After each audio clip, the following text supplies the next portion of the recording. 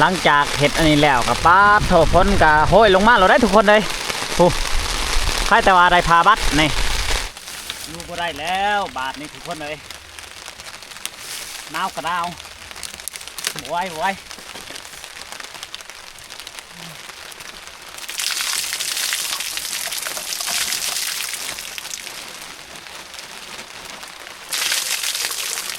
การเอาชีวิตหลอดในป่านะทุกคน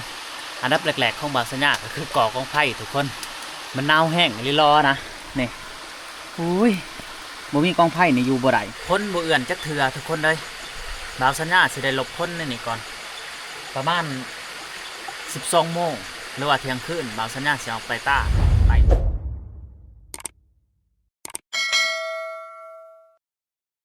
สบายดีทุกคนสบายดีย่ำคำๆนะตอนนี้บาสัญญาอยู่บ่ได้เลยทุกคนอยู่บ่ได้แห้งและหนาวนี่จนสั่นแกบเด้อนี่ฮะ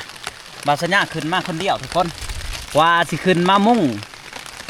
กระต๊อบเรือเที่ยงหน้าหน่อยบาสัญญานี่แหละทุกคนกับพันท่องนั่นแหละแต่มันบ่ได้มันโยดแห้งทุกคนมันโยดแห้งแล้วพ้นตกมันพระเข้ามาเปียกมืดแถวนี้ทุกคนตอนนี้หนาวอยู่บ่ไหวเลยทุกคนสิใหญ่ที่พักสิไปห้าอยู่ทำอยู่หูผู้ไรบ้านนี่เพราะใดอันไปหาเงื่องตอนกลางคืนพอได้ออกไปต้าตอนนี้อยู่ลังครัวเล่าทุกคนเบิ้งพวกหมอกเริ่มมาเมื่อไรเอาทุกคนบาสัญญาณสิเก็บเครื่องเก็บของก่อนบัดนี้แนมเบิ้งทั้งอุ่มสันทะเลหมอกทุกคนแนมบ่เห็นด่านเลยเพราะว่ามันเป็นไอฮีทหรือว่าเป็นหมอกเป็นควันมันขึ้นมาหมดเลย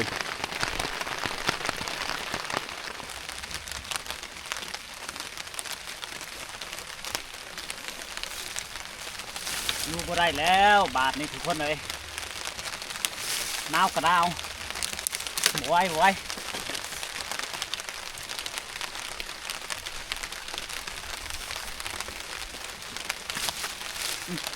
เก็บก่อนมั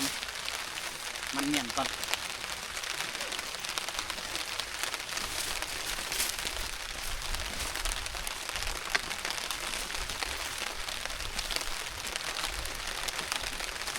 ฝนนี่มันตกมาเรื่อยๆเด้อทุกคนมันไม่ได้ห่วยได้ใช่แต่ว่าเฮาซื้อเสือกันพ้นไหนถ้าผมมีเสือกันพ้นนี่โอ้ยแห้งเหี่ยวเลย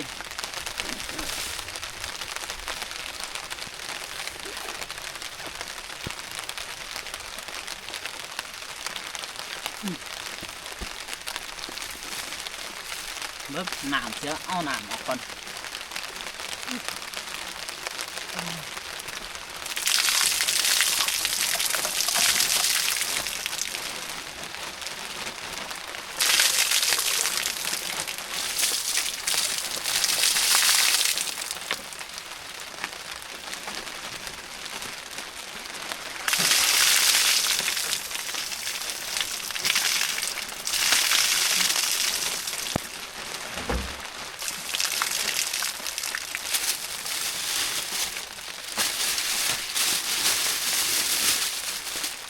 คุณและที่ไปห้าส่วนทำส่วนหู้คุณและทุกคนบอลมันหลบคนไหนนี่มันหลบบ่ได้เลยย่อมเลยนี่ที่กูพาบัดไว้ก่อนทุกคนก็ห้ามบกูไว้ยามันขาดเพราะว่าพ้นตกเลยแล้วมันสิบมีผู้หนูหนามออกอันนี้เขาอยู่ยังว่าเขาหนูหนามออกบุญนี่มันสิกลายเป็นผาบัดขาดเลยได้สิได้มันอีกอย่างเขากำลังสื่อมาเขาใส่งานบริดลเพราะปันใดนี่แหละบนอยู่ทุกคนเริ่มอยู่บ่ไรเลยทั้งนี้ก็เป็นทะเลหมอกเลยทุกคนโหหมอกมันเลยโอ้ยหนาวจนเบาสัญญาสั่นแกบอยู่เดี๋ยวนี้คันเขาไปอยู่ทำนี่เขาดังไพ่ได้ได้แต่ว่าเขาอยู่ในนี้เขาดังไพ่บ่ไรนะหมั่งก่อนทุกคนแบบนี้บ่ไรละเฮ้ยหนาวเลยหนาวนี่จนบ่จักแนวสิวาเลยโอ้ยดำหน้ายังบ่ได้ทำนี่ได้หนาว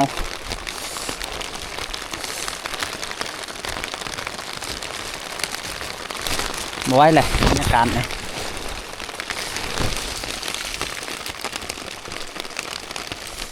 มาตอนนี้ไปห้างสวนทำก่อนทุกคนบ่ได้แล้วคันห้างบ่สวนทำเนี่ยโอ้ย จักสิว่าจังไดความหนาวโอ้ยบ่ไหว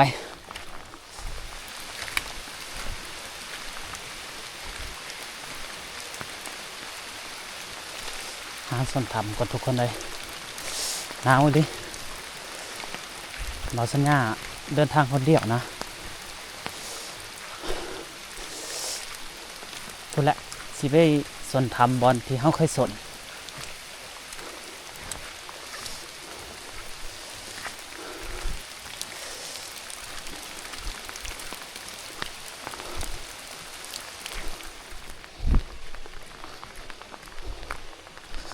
ยันเต็มเมินนี่แหละทุกคน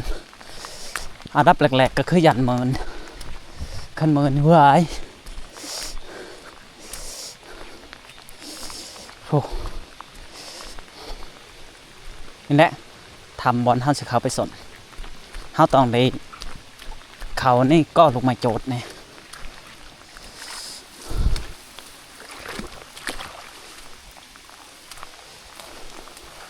บรรยากาศหนาวแห้งทุกคนเลย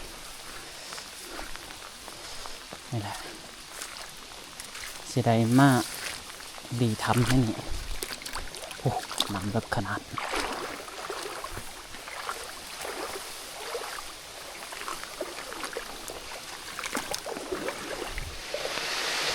พอแล้วทุกคน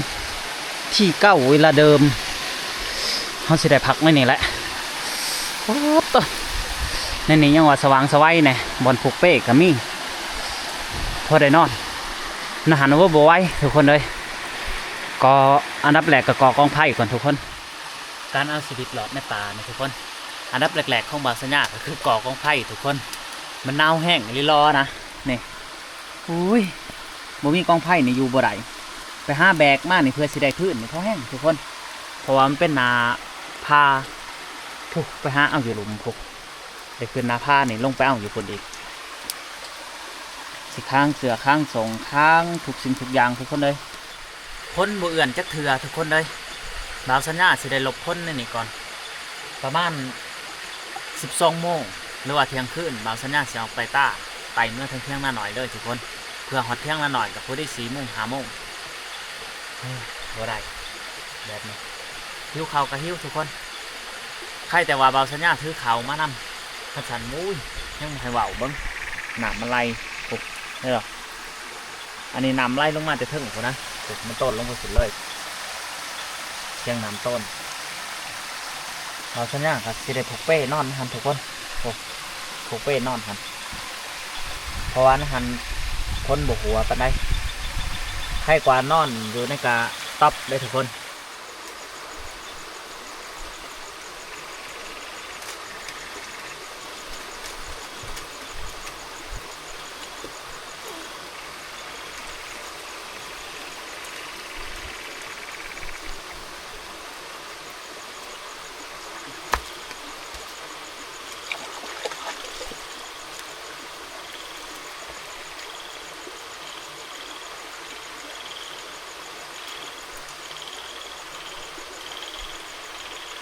ขี่เขาขึ้นก่อนทุกคน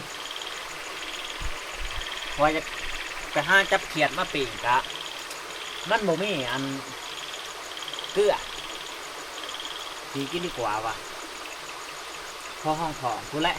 ทรงเด็กๆกูแหละจะออกไปต้าจะได้ผักคนเดียวนี่ประมาณ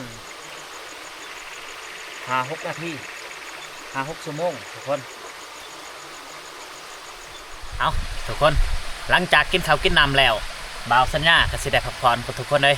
พูดและช่วงดึกๆคุณจะพอกันไหมทุกคนนี่บ่าวสัญญาสินอนในเป้นี่ทุกคนปลูกเลยทั้งเขาไว้คุณมัน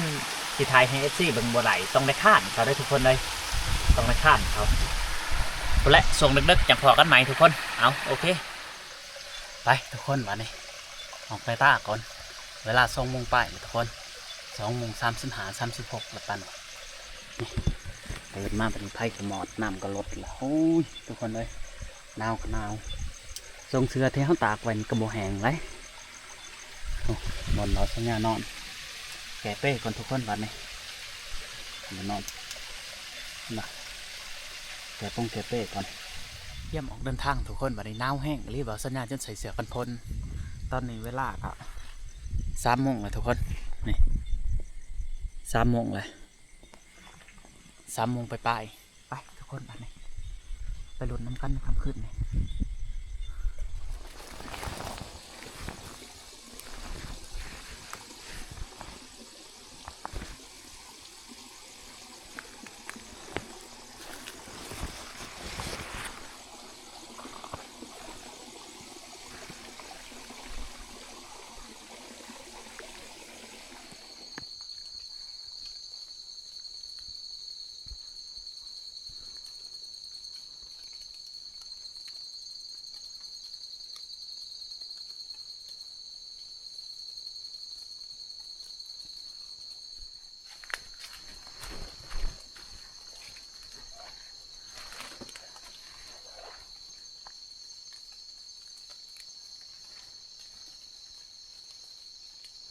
พังลาดบ่ได้ทุกคนเลย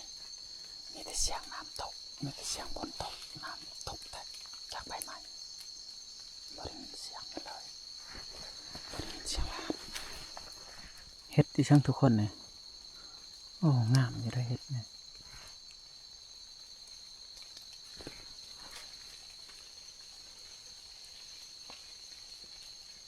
เลาะแต่ตากะจนเมื่อยทุกคนเลยแต่3 โมงตอนนี้ก็4 โมงป้ายแล้วได้ยินวิแววได้ยินแต่เสียงน้ำตกเพิ่นคิดว่าอย่างนั้นทุกคนลงงามๆเอาไปแกะนี่องตองเลยได้ไหมลายเลยคนน่ะนี่นะพี่นะอยู่ป่าพี่นะโอ้ยเสียดายเลย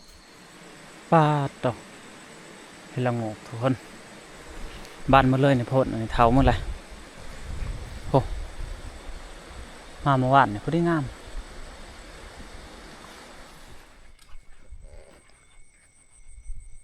ฝนก็เริ่มน้อยเม็ดติดเลยทุกคนเลยเริ่มตกใหม่แล้วเลาะเมื่อเที่ยงก่อนทุกคนเลย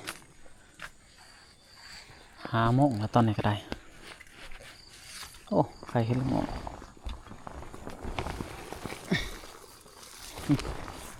ลองงามๆเลย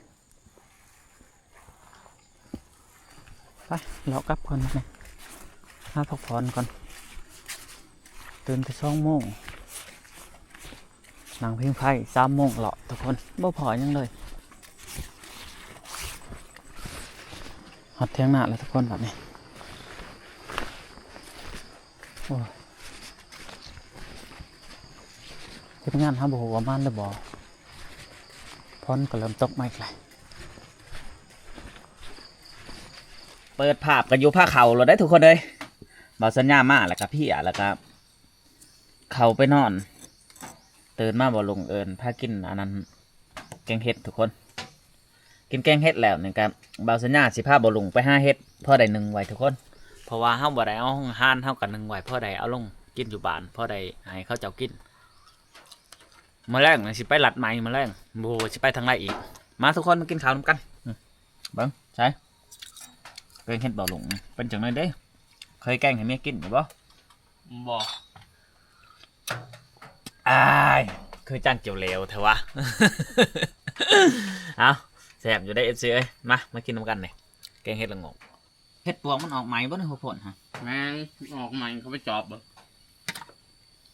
จื้อบ่สมัยจื้อจังเลย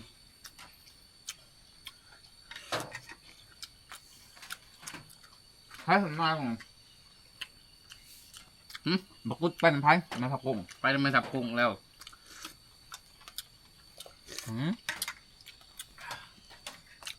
ไปหาหลักถือมาไปนำแล้วหรือไง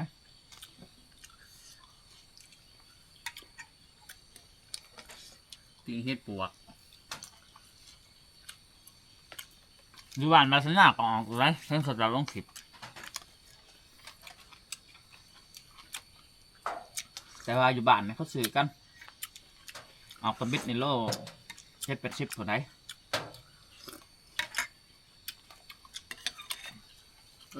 ไอ้ชื่ออยู่ประเทศไทยว่าโล500 โหมันเพิ่มกว่า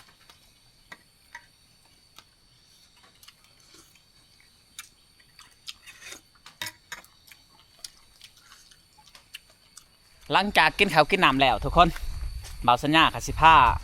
เบาลุงไปหาเก็บเห็ดพอได้ให้ทีมงานเพิ่นดึงไว้จักสิได้จักบออะไรมื้อนี้เพราะว่าไปเมื่อวานเนี่ยการดอกบ้านมันลายมื้อนี้คันสิมีก็เล็กๆน้อยๆเบาสัญญาคิดว่า แต่ก็สิไปหามืดมือทุกคนหามืดมือเลยมื้อนี้ขวาไปเลยไปติดตามกันทุกคน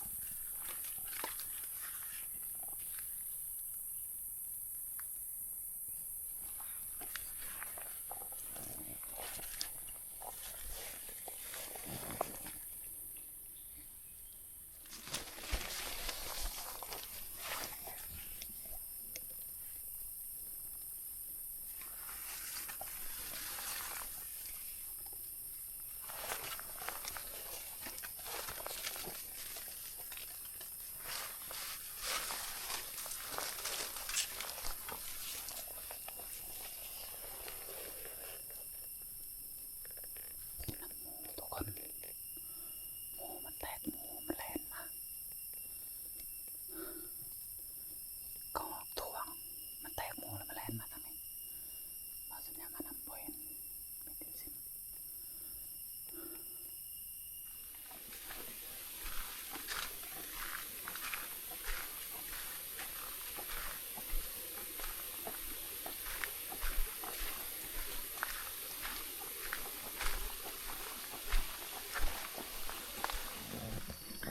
ในด่านย่นนี่กะหินตัวนี้กะเห็นให้หลบพ้นได้เด้อทุกคนเวลาพ้นตกได้เช่าอยู่ในใดนี่อันนี้จะเป็นด่านย่นอันนี้ขายคือห้างย่นเขาจะว่านี่เห็นป่ะอันนี้ปีกมันหักเลยแต่มันเป็นหมอกหินนี่ตัวนี้ขายคือลิกกเตอร์ทุกคนตัวนี้แต่ว่าตัวนี้คือย่นหมอกปิ่นนี่เบิ่งตะไกนี่บอลสนพลสบายพลเริ่มตกมาอีกแล้วทุกคนตายนั่นนี่สิหาเฮ็ดได้บ่ว่าสิไปหาทั้งด้านขาพี่เด้อทุกคนเพราะว่าแถวเที่ยงห้าบ่งหมดแหละมันบ่เห็นเริ่มเห็นแล้วเด้อทุกคนนี่ดอกจุบมันโอ้พลปาดเด้อทุกคนปาดเด้ออันนี้จะเป็นเห็ดเรืองเบิ่งมั้ยสมงามแท้พี่เห็นบ่นี่บ่ลุงเฮ็ด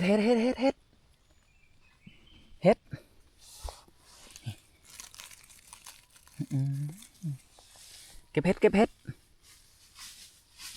จะเบิ่งดูหน่อยผู้งามเลยทุกคนเรื่องเหอะมันเลยผู้ป้างามเลยเนาะงาม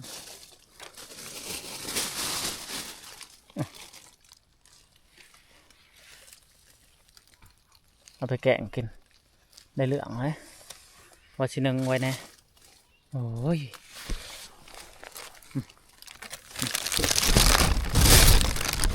ใช่มันละใช่โอ้บอกเห็นมันหลีคือกันเด้อไปเบิ้งอีกบานออกตามแคมทางไหน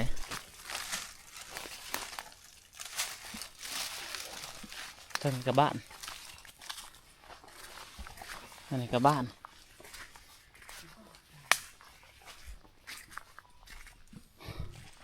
เฮ็ดบ่อยากเห็นปานใดเด้อทุกคนมันเริ่มห่วงเมื่อไหร่เห็นแต่ดอกบ้านมันแต่ยังเห็นอยู่ดอกตุ่มเล็กๆน้อยๆมาบ่ลุงเก็บเห็ดโอ้ดอกตุ่มก็ยังไข่มันก็ยังอยู่นี่เห็นดอก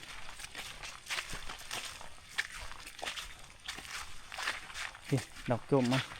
มันอยู่แบบห่างๆđấyบ้านนี่บ่ได้อยู่ที่คือเก่าเลยเลาะแตงหึ่งก็หาเห็นทุกคนเลย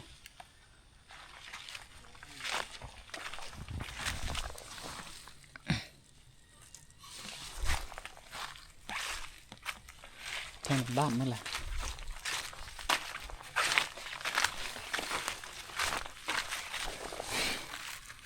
ไข่มันตัวนี้จะจุ่มดอกหน่อยๆก็มีลายบ่ลง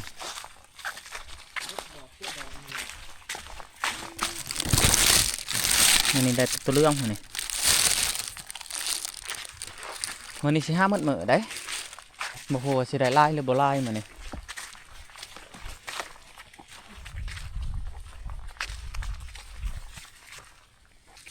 นี่ตัวนี้แหละเป็นผลขักเลย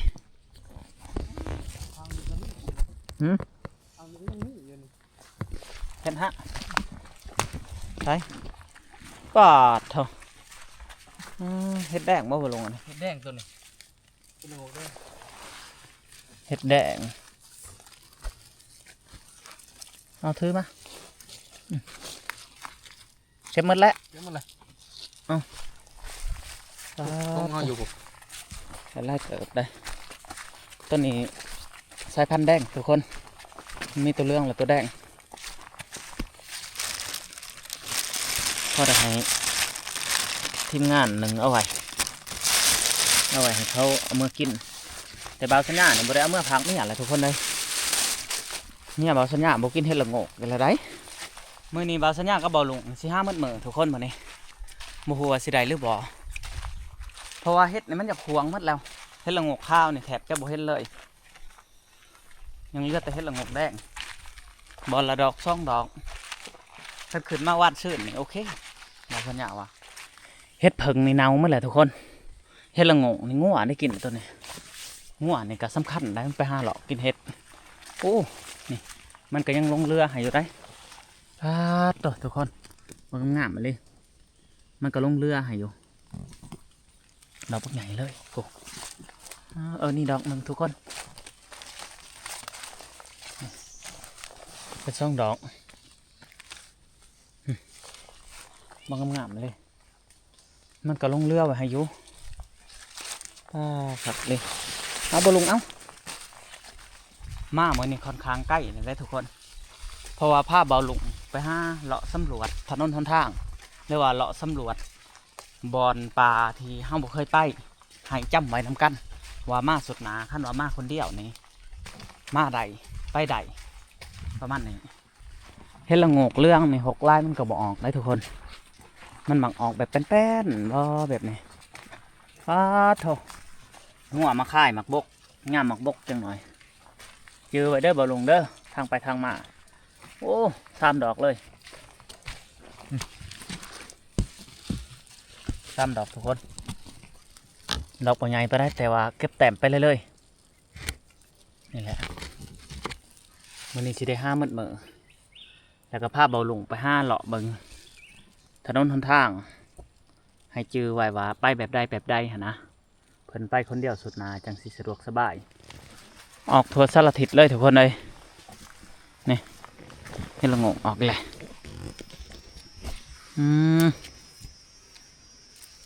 3 ดอกอันกินต้นนี้หันโมแมนยังได้กินเป็นลายบ่หอยบ่ลายไปได้ตัวนี้จะเป็นให้ละงงเรื่องจนให้ละงงเรื่องนะบ่ดอกบ่ใหญ่เห็ดละโงกเรื่องดอกบ่ใหญ่ โอ้นี่เด้นี่หลักฐานนี่เด้นี่อยู่ในก้นนี่แน่นี่ตัวที่กินเห็ดตัวนี้มาหอนห้องพักน้ำแหละทุกคนผู้เขาสิไป5 พังเมืองนั่นอีกเพราะว่าแถวไก่หันมันห่วงหมดแล้วเลาะมื้อนี้ตั้งเลาะบางเส้นทางไหมพอได้หูจัก บ่าวสัญญาก็บ่ได้เคยมาได้แต่ว่ามงได้เฮาบ่เคยจักแลเฮาไปพอมันขุนหูขุนตาพ่อมาหาขวาสุดหนาเฮาจังสิหูหนทางถ้าเฮาบ่จักบ้านเฮามาเฮาก็มาปล่อยเก่าทุกคนสบายไปหน่อยหนึ่งคันว่าเฮาสิขวาไปเลยนี่ลงป่าได้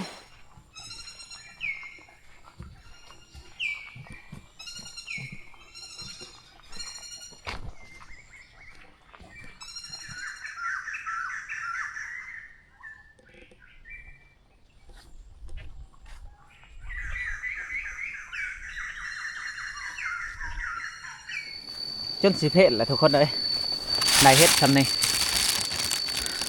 นั่นบ่ไหลเนาะบ่ลุงเนาะ แม่ มันมืดหลายห้านะใช่กับบ่เห็น บ้านเมื่อแล้ว บ้านมันแหละขนาดเฮ็ดเพิงพวกเนามันแหละเฮ็ดดอกโอ้ดอกใหญ่เลยแม่นบ่เฮ็ดเพิง